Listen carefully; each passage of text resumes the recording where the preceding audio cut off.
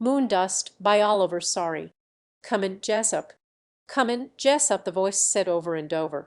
He reached out blindly to push it away until the tearing pain in his side cleared his mind of smothering fob. "I'd croaked." The verse droned on and heating for an interminable time. Then, "Jess, it deafened him. Hey, Colonel, Live got him. He's alive, Jess." The voice of Colonel Markley broke in. "What happened, Jessup?" Then there was a deathly silence, a waiting. "I don't know," said Jessup. "It's dark out there, bowls is dark. Or maybe I can't see." He checked his voice as he sensed its rising pitch. His groping hand found the emergency switch, and the panel lights came on before him like round eyes in the dark. "Jessup, what's wrong?" roared the colonel's voice. "You've been silent for an hour. We watched you land, but lost you, and now we can't see you. Where are you?" He asked himself the question, and the answer trickled slowly into his mind. "I'm in a very small pad of place. My head inside hurt like fire. All I can see are those OT dials. There should be more to see than that." His hand next felt what his eyes now saw, the plasticless gleam of the bullseye only a few inches from his face. Beyond the transparency was a darkness like the bottom of a mine. "I don't know where I am, Colonel," he said finally. "It's dark outside. I must have gone over the terminator." He could sense the colonel waiting like a trapped hawk. There was only a Cree's head time a leg, but it seemed like more. It had made itself felt, like a growing sense of distance, all the way from the station. "You didn't cross over," insisted Markley's voice. "We saw you land 100 miles safe in sunlight. Can't you even see the stars?" The stars. Jessup strained his face toward the little round hole of transparency, and yet he saw nothing. He felt strange, idiotic words rising. Someone's painted it block. He fell in a puddle of ink. "What's that?" shouted the colonel. "In God's name, man, talk sense." "I must have landed in a big shadow and fallen over," said Jessup. "That's why it's dark." "Apparently you hit on your head," rasped Markley. "Pull yourself together. You're not in any shadow. You skimmed right into daylight in the middle of Nubium. You so meal," and cried Jessup eagerly. "How did it look from up there?" "You went down from the west," said the colonel, speaking fast. "Your jets started over the Altai range. You sailed over Regio, apparently pretty high, and slanted in toward the edge of Pitaches. Your jets blinked out just about 50 miles north of that. That's all we saw. One of the steering vanes blew and she was going to spin. He had to cut the jets too high," said Jessup, his mind clearing rapidly. "Wait a minute, Colonel, I'll see what gives." There was another interval of silence, underscored by the sound of his own labored breathing. He explored his body with his hands and found many sore spots, but no obvious fractures. He loosened the harness and put his feet on the floor, bracing himself with his hands against the sides of the tiny cabin. He stood there for a minute, swaying, before he realized what was wrong. The floor was down. That meant the ship was resting on her tail structure, and so the bullseye above his head should have gleamed with cold stars and fiery sunlight. He placed his hand against the tiny window and clicked on his wristlet. The inner and outer surfaces of the transparency glared back in double reflection. On the outside was a sooty deposit, like a grayish something dipped in candle smoke. "First things first," he muttered aloud and started scanning the instruments. The chronometer showed that Markley had exaggerated. He'd been out only 10 minutes. And he was losing air. Sickeningly he visualized the mess that must be down below, the jets and undercarriage smashed and twisted. Then Markley's voice interrupted his thoughts. "Yes, yes, I see it." The colonel was shouting at someone on the other end. Then his voice became low, hesitant. "Jess, we may have something here. I'm looking at a photo of the spot you went down. I don't see your rocket, but there's a pit that looks different from the rest of the smallpox, like a dent in a hill of sand. I'm afraid to say what it might mean." So that was it. Sand, no. Volcanic ash. Of course they had known that parts of the moon would be covered with it. What they hadn't known, and even the space station's telescopes hadn't been able to tell them, was how soft the stuff was and how deep. Jessup felt an ancient horror clutching at him, a horror that should have been totally foreign to the vast sweep of space. He was buried alive. "Like a stone in a puddle of mud," said Markley gloomily to White, the station second. Maybe we ought to be thankful the stuff probably saved his life." "Saved him what for, if he can't get out?" The colonel shrugged his shoulders, his face an expressionless mask for his thoughts. White could sense the tortured anxiety of the older man. More than any one, he had worked for and pushed Project Moon. He'd never really been a military man. Space was his driving mania. He'd risen to general once, but had been busted for plugging his conviction too hard, and won in the penultimate momentous. How deep could he be and still send? Markley asked of the man with the deer farms. His signals weak and distorted. Antenna might be damaged or partly under. At that, "I don't know if a few feet of that dust would stop short wave." "Might be 15 feet," muttered Markley, his face gray and taroll-duking. "God, maybe he's still sinking." "Sir, we don't know that he's that deep," cautioned White. "I don't see how an impact could bury him like that." "What do we know of the conditions?" moaned the colonel. "That stuff must be absolutely dry and loosely packed. In the light gravity it probably flows like water. Could since I should have thought of it." "Jessup wants to know if there are any orders, sir," said the radio man. The question might have been phrased with a semi-Wermish bitterness, but the colonel answered seriously. "Tell him to give us an estimate to the damage. Ask him if he thinks he can blast out." As the radio man spoke into the microphone, White was suddenly struck with the irony of the situation.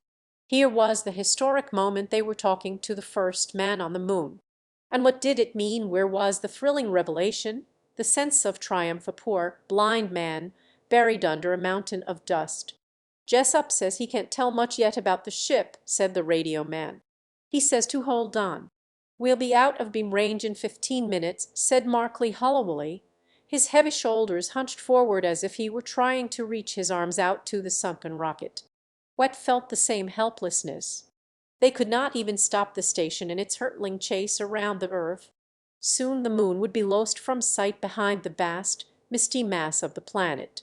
He became aware of the New Mexico beep call, sounding furiously. He picked the phone up and listened to the angry, excited voice at the other end. Muttering an abject, unmeant apology, he handed the phone to Markley, who made an expression of distaste. "Yes, General. We are going out of range. Sue, can you hear him down there?" "No, he didn't crack up." "He's buried."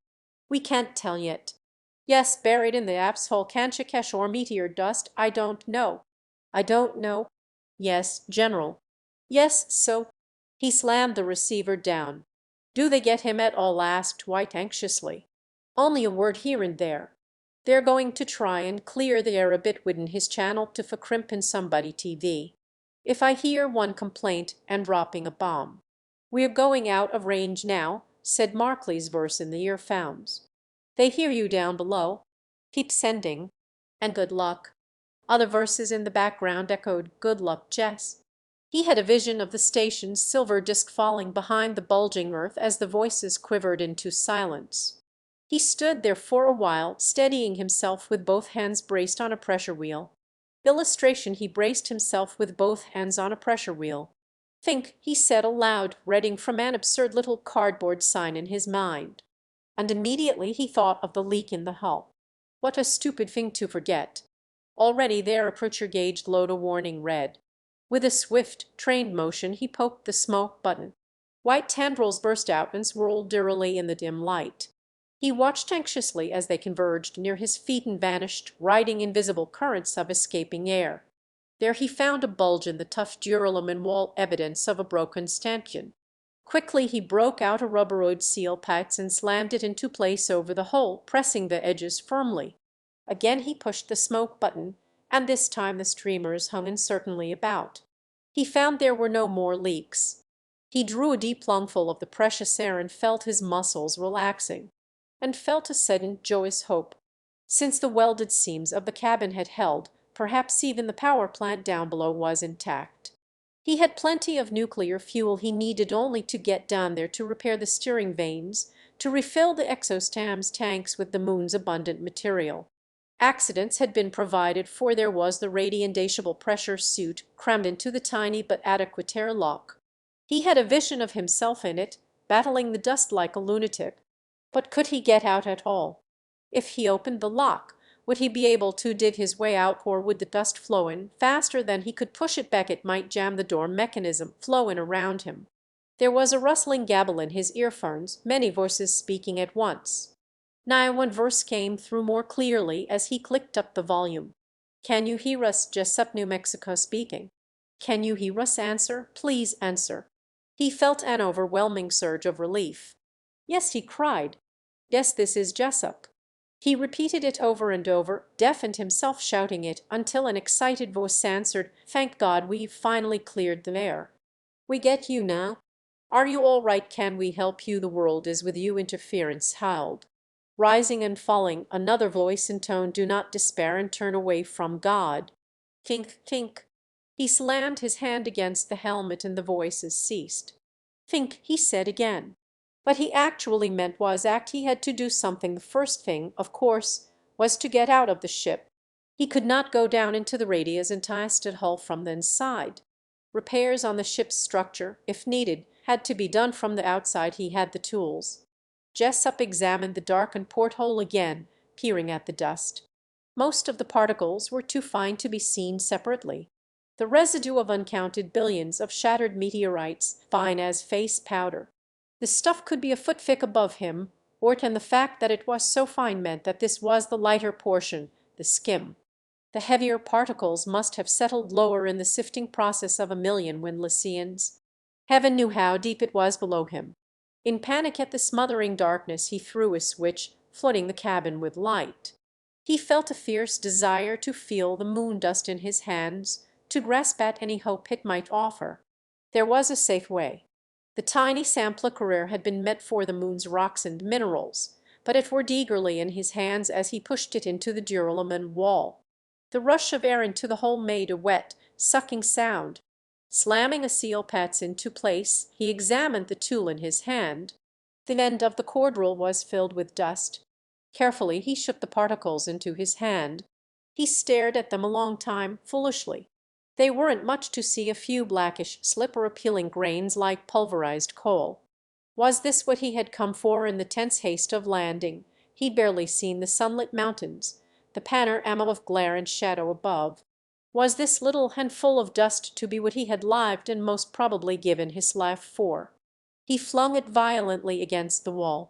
The motion sent scathing pain into his bruised side. "Cut out the self-pity," he yelled aloud. Suppressing an impulse to cry out, he banged his helmet again and made the clear, welcome voice from New Mexico come floating back. "What happened, Jessup? What's wrong? We don't hear you answer." "Andrew, why don't you try to get a little sleep, sir?" said White.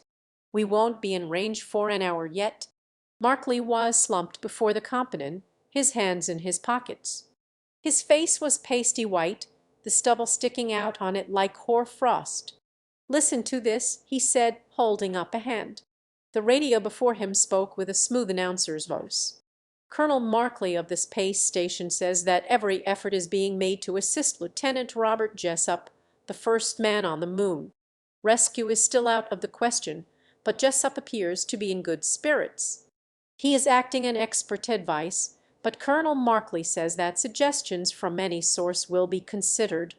If anything in your experience can help Bob Jessup, get in touch with your nearest radio or television station." "Expect anything?" asked White. "No." "Then why?" "It keeps them interested," said Markley. "Interested, surely." "Surely nothing," cried Markley with a strange, wild emphasis. "Do you know why we weren't on the moon 10 years ago? The techniques we are using now have been known a good deal longer than that." "It was the past." "It was the public," snapped Markley bitterly. "The fickle old public. There was a time when the idea of space travel was a fad, when the rockets boomed in every Sunday supplement. We could have had plenty of backing then. But we weren't ready for quite a few years. We had to build the space station first. But that was a military necessity and a financial calamity, but the public had to swallow it, and maybe because they had tobaccos of our lithium bombs and the nervous tension of the war that never did come, the pendulum swung the other way. Now the moonship's a different matter. But there was plenty of interest. To the average man, the moon's still made of green cheese," shouted Markley, waving a hand for emphasis. Oh, he can quote figures he's read, he can tell you how far it is, how big it is. But he doesn't really connect those figures with the moon out there. He doesn't feel what it is. White knew what the colonel meant. He himself had experienced a peculiar change of viewpoint on coming to the space station. Call it a change in cosmic perspective. You can't blame them if they lose interest a little, he said lamely. It's been nothing but moon, moon in the news for years, no. When Jessup landed, they had a right to expect something exciting. This thing is a terrible encolams.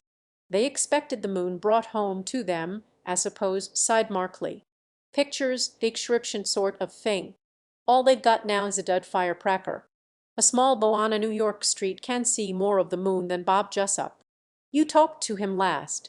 How was he? Markley shook his head, slowly, tiredly. His battery was running low. He hasn't tried to get out yet, says he thinks the dust will jam the lock, and maybe he's right. Maybe he'd better wait for those suggestions. For the 100th time White turned Jessup's problem over in his mind.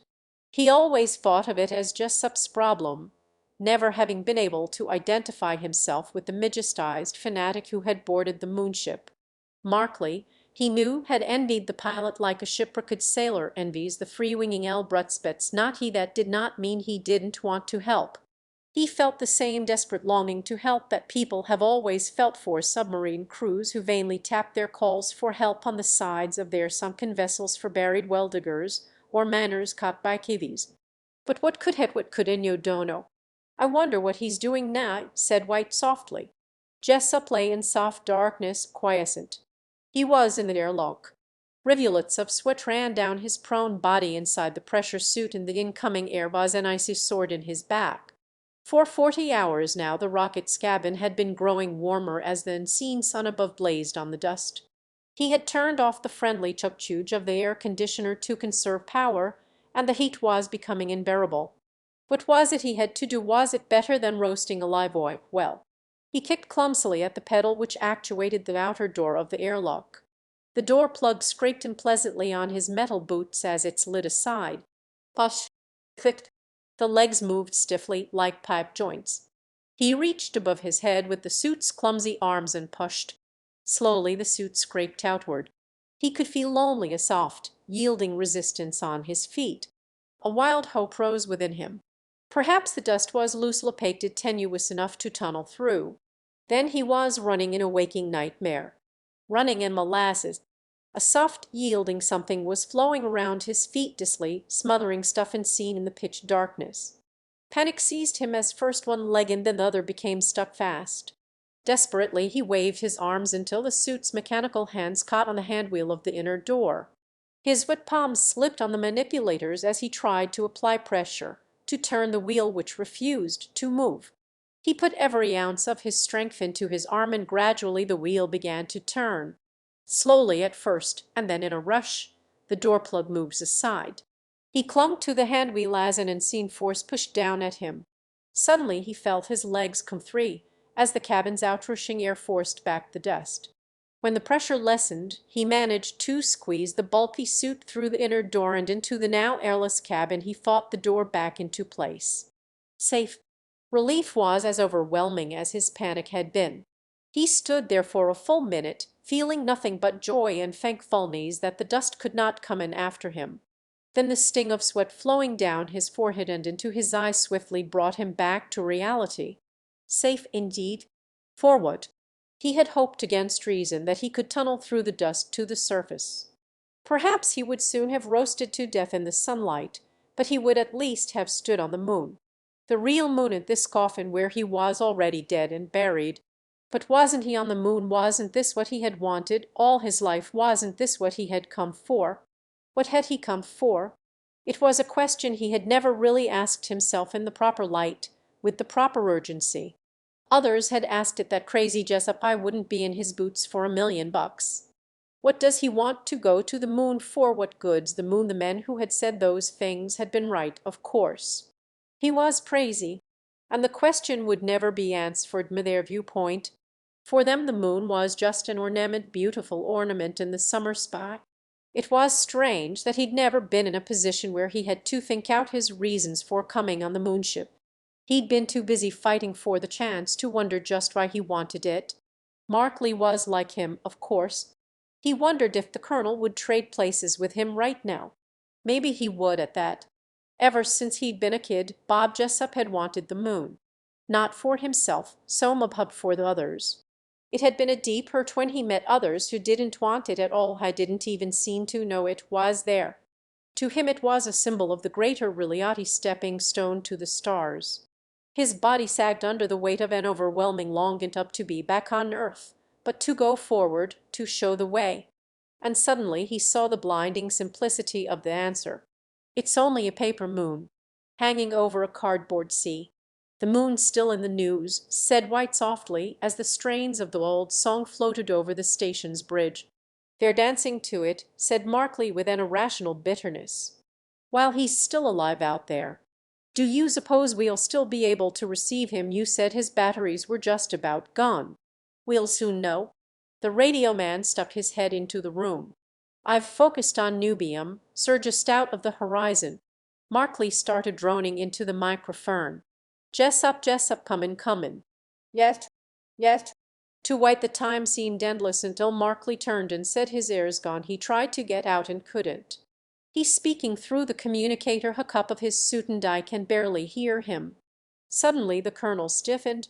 Yes, I hear you, he shouted. You're what? But that's crazy. No, I order you not to. He tore the earphones from his head and dived for the tube leading to the radome. White exchanged puzzled glances with the other two men watching, and then followed. Markley was at the telescope, cranking hand wheels, swinging the tube on its airtight joint. The large quartz port showed the moon, nearly full, just rising from the misty horizon. The instant White turned his eyes on it he saw the flash. The searing blue-white fire was like a glimpse of the sun. Then, from the tip of Meridium, from the mouth of that ancient pock-marked face, rose a bright plume of smoke. My God, cried White. He's blown himself up. Quite perceptibly the plume widened, its jet-black shadow crossing the moon's face like a sword cut. Gradually it thickened at the top, still rising like a shining fountain in the sunlight. It was beautiful, but with a beauty surpassed for White by its horror. Why did he do it? He groaned, trying to understand. The spectacle possessed him even as he struggled against it. This was the moonship, all their work going up in a cloud of atomic dust. This was the accident they had all feared, and it hadn't been an accident. When Markley looked at him with a face that was old, but with eyes that were strangely bright and proud. If you don't know why, when you look at that, he said slowly, you'll never know. Then, stung to anger by White's blank face, he shouted, don't you see he had to do something? Then, suddenly, White understood. Men like Markley and Jessup had fought against the indifference of men like himself for hundreds of years. Theirs was not a personal ambition. The buried moonship had been a deadly fizzle, so had a tainted success. This was a spectacle a billion people would see and feel a miracle. The man-made tree grew where nothing had ever grown before, its branches thickening and spreading, hiding the moon's face like a tantalizing veil. And of the Project Gutenberg eBook moon dust. Updated editions will replace the previous one. The old editions will be renamed, creating the works from print editions not protected by U.S. copyright law means that no one owns the United States copyright in these works, so the Foundation and you can copy and distribute it in the United States without permission and without paying copyright royalties. Special rules set forth in the general terms of use part of this license apply to copying and distributing Project Gutenberg electronic works to protect the Project Gutenberg concept and trademark. Project Gutenberg is a registered trademark and may not be used if you charge for an eBook except by following the terms of the trademark license, including paying royalties for use of the Project Gutenberg trademark. If you do not charge anything for copies of this eBook, complying with the trademark license is very easy. You may use this eBook for nearly any purpose, such as creation of derivative works, reports, performances, and research. Project Gutenberg eBooks may be modified and printed and given IA or may do practically anything in the United States with eBooks not protected by U.S. copyright law. Redistribution is subject to the trademark license, especially commercial redistribution. Start full license. The full Project Gutenberg license. Please read this before you distribute or use this work.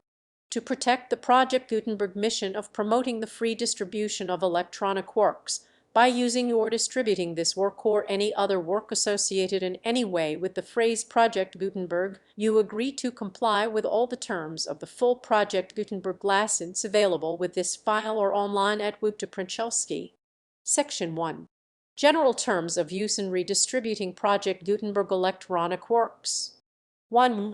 By reading or using any part of this Project Gutenberg electronic work, you indicate that you have read, understand, agree to, and accept all the terms of this license and intellectual property trademark agreement.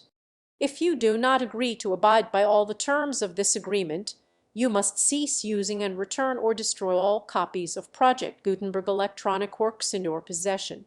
If you paid a fee for obtaining a copy of or access to a Project Gutenberg electronic work and you do not agree to be bound by the terms of this agreement, you may obtain a refund from the person or entity to whom you paid the fee as set forth in paragraph Anita. 1b. Project Gutenberg is a registered trademark. It may only be used on or associated in any way with an electronic work by people who agree to be bound by the terms of this agreement.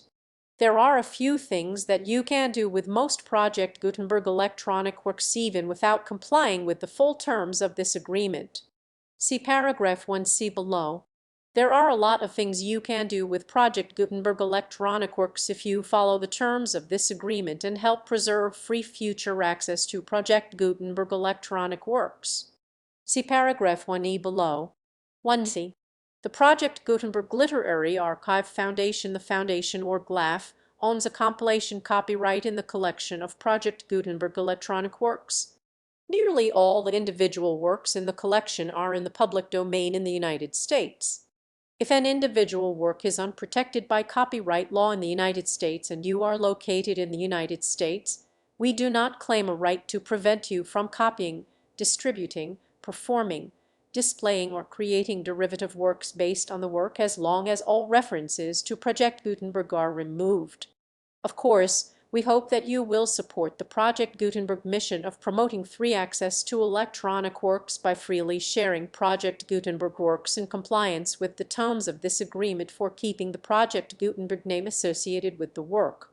You can easily comply with the terms of this agreement by keeping this work in the same format with its attached full Project Gutenberg license when you share it without charge with others. 1d. The copyright laws of the place where you are located also govern what you can do with this work. Copyright laws in most countries are in a constant state of change. If you are outside the United States, check the laws of your country in addition to the terms of this agreement before downloading, copying, displaying, performing, distributing, or creating derivative works based on this work or any other Project Gutenberg work. The Foundation makes no representations concerning the copyright status of any work in any country other than the United States. 1. Unless you have removed all references to Project Gutenberg. The following sentence, with active links to, or other immediate access to, the full Project Gutenberg license must appear prominently whenever any copy of a Project Gutenberg work, any work on which the phrase Project Gutenberg appears, or with which the phrase Project Gutenberg is associated, is accessed, displayed, performed, viewed, copied, or distributed. This eBook is for the use of anyone, anywhere in the United States and most other parts of the world at no cost and with almost no restrictions whatsoever. You may copy it, give it away, or reuse it under the terms of the Project Gutenberg license included with this eBook or online at Webtoprintchelski. If you are not located in the United States, you will have to check the laws of the country where you are located before using this eBook. Waintweth. If an individual Project Gutenberg electronic work is derived from texts not protected by U.S. copyright law, does not contain a notice indicating that it is posted with permission of the copyright holder, the work can be copied and distributed to anyone in the United States without paying any fees or charges. If you are redistributing or providing access to a work with the phrase Project Gutenberg associated with or appearing on the work, You must comply either with the requirements of paragraph Sonihon through one of S or obtain permission for the use of the work and the Project Gutenberg trademark as set forth in paragraph Sonitai or Unanin. 183. If an individual Project Gutenberg electronic work is posted with the permission of the copyright holder, your use and distribution must comply with both paragraph Sonihon through one of S and any additional terms imposed by the copyright holder. Additional terms will be linked to the Project Gutenberg license for all works posted with the permission of the copyright holder found at the beginning of this work. On fire. Do not unlink or detach or remove the full Project Gutenberg license terms from this work or any files containing a part of this work or any other work associated with Project Gutenberg. 1.5. Do not copy, display, perform, distribute or redistribute this electronic work or any part of this electronic work without prominently displaying the sentence set forth in paragraph Sonihon with active links or immediate access to the full terms of the Project Gutenberg license. I need 6. You may convert to and distribute this work in any binary, compressed, marked up, non-proprietary or proprietary form, including any word processing or hypertext form. However, if you provide access to or distribute copies of a Project Gutenberg work in a format other than plain vanilla ASCII or other format used in the official version posted on the official Project Gutenberg website Webcounterger, you must, at no additional cost, fee or expense to the user, provide a copy, a means of exporting a copy, or a means of obtaining a copy upon request of the work in its original plain vanilla ASCII or other form. Any alternate format must include the full Project Gutenberg license as specified in paragraph Sonihon. 1.S. Do not charge a fee for access to, viewing, displaying, performing, copying, or distributing any Project Gutenberg works unless you comply with paragraph Anita or Aninin. Anita. You may charge a reasonable fee for copies of or providing access to or distributing Project Gutenberg electronic works provided that you pay a royalty fee of 20 of the gross profits you derive from the use of Project Gutenberg works calculated using the method you already use to calculate your applicable taxes. The fee is owed to the owner of the Project Gutenberg trademark, but he has agreed to donate royalties under this paragraph to the Project Gutenberg Literary Archive Foundation.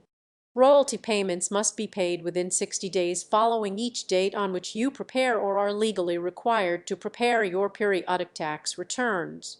Royalty payments should be clearly marked as such and sent to the Project Gutenberg Literary Archive Foundation at the address specified in Section 4 Information about donations to the Project Gutenberg Literary Archive Foundation. You provide a full refund of any money paid by a user who notifies you in writing or by email within 30 days of receipt that she does not agree to the terms of the full Project Gutenberg license. You must require such a user to return or destroy all copies of the works possessed in a physical medium and discontinue all use of and all access to other copies of Project Gutenberg works. You provide, in accordance with paragraph 153, a full refund of any money paid for a work or a replacement copy if a defect in the electronic work is discovered and reported to you within 90 days of receipt of the work.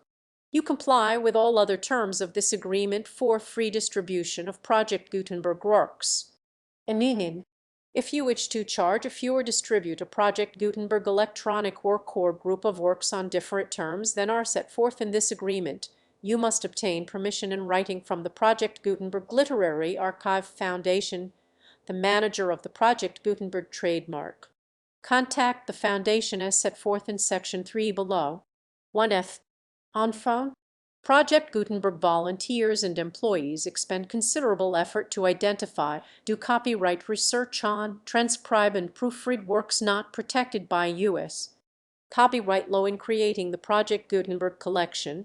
Despite these efforts, Project Gutenberg electronic works and the medium on which they may be stored may contain defects, such as, but not limited to, incomplete, inaccurate or corrupt data, transcription errors, a copyright or other intellectual property infringement, a defective or damaged disk or other medium, a computer virus, or computer codes that damage or cannot be read by your equipment.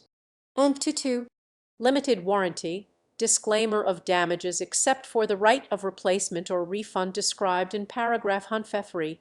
The Project Gutenberg Literary Archive Foundation, the owner of the Project Gutenberg trademark, and any other party distributing a Project Gutenberg electronic work under this agreement disclaim all liability to you for damages, costs, and expenses, including legal fees. You agree that you have no remedies for negligence, strict liability, breach of warranty, or breach of contract except those provided in paragraph 153. You agree that the Foundation, the trademark owner, and any distributor under this agreement will not be liable to you for actual, direct, and indirect, consequential, punitive, or incidental damages even if you give notice of the possibility of such damage. 153. Limited right of replacement or refund. If you discover a defect in this electronic work within 90 days of receiving it, you can receive a refund of the money, if any, you paid for it by sending a written explanation to the person you received the work from. If you received the work on a physical medium, you must return the medium with your written explanation. The person or entity that provided you with the defective work may elect to provide a replacement copy in lieu of a refund. If you received the work electronically, the person or entity providing it to you may choose to give you a second opportunity to receive the work electronically in lieu of a refund. If the second copy is also defective, you may demand a refund in writing without further opportunities to fix the problem. Fewer. Except for the limited right of replacement or refund set forth in paragraph 153, this work is provided to UASIS with no other warranties of any kind, express or implied, including but not limited to warranties of merchantability or fitness for any purpose. 1.5. Some states do not allow disclaimers of certain implied warranties or the exclusion or limitation of certain types of damages.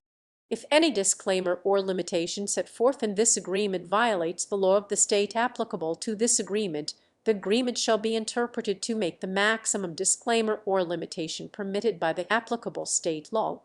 The invalidity or unenforceability of any provision of this agreement shall not void the remaining provisions. 1. Fescas.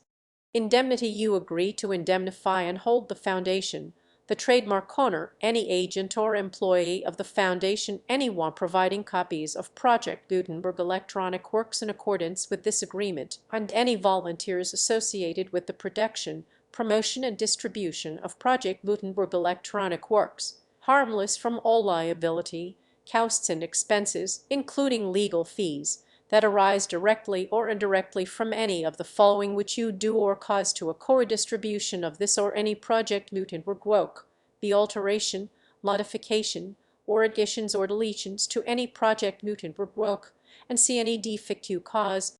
Section 2. Information about the mission of Project Gutenberg.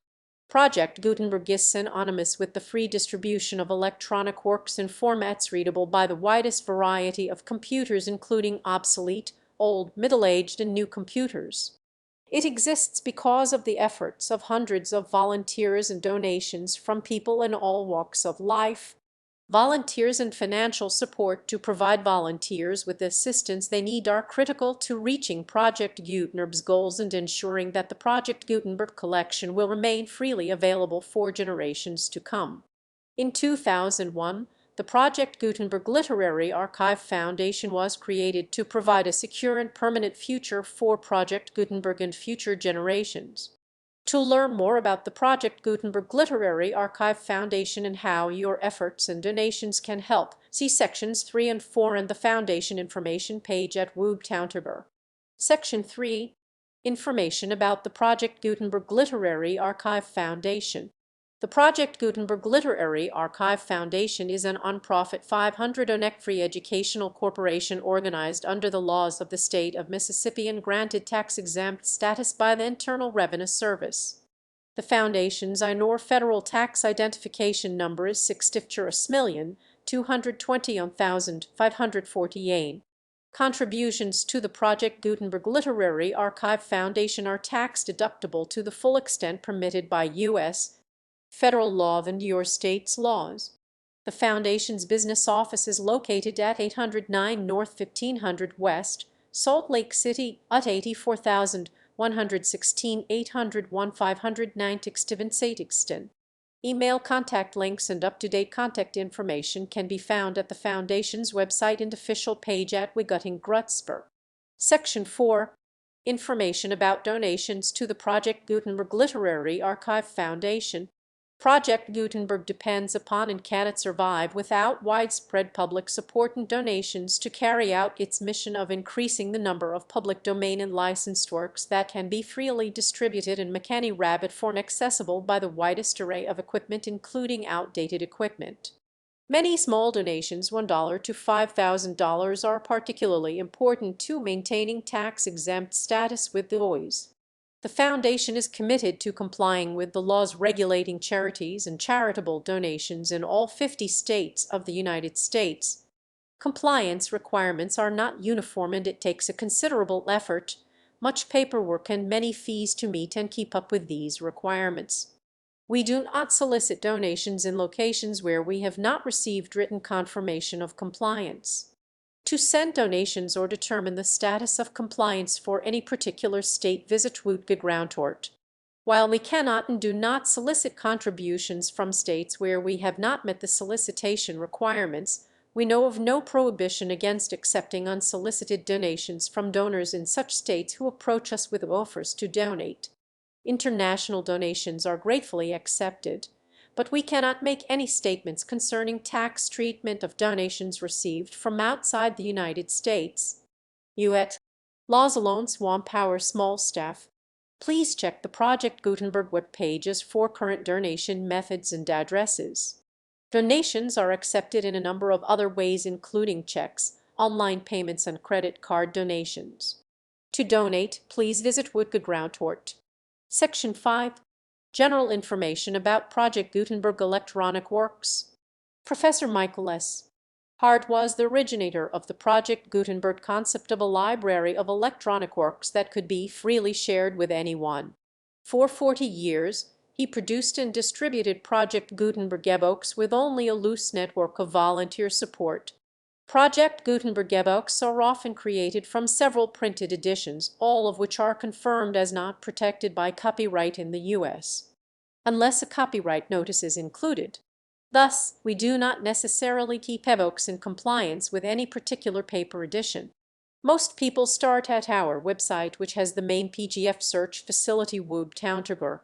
This website includes information about Project Gutenberg, including how to make donations to the Project Gutenberg Literary Archive Foundation, how to help produce our new eBooks, and how to subscribe to our email newsletter to hear about new eBooks.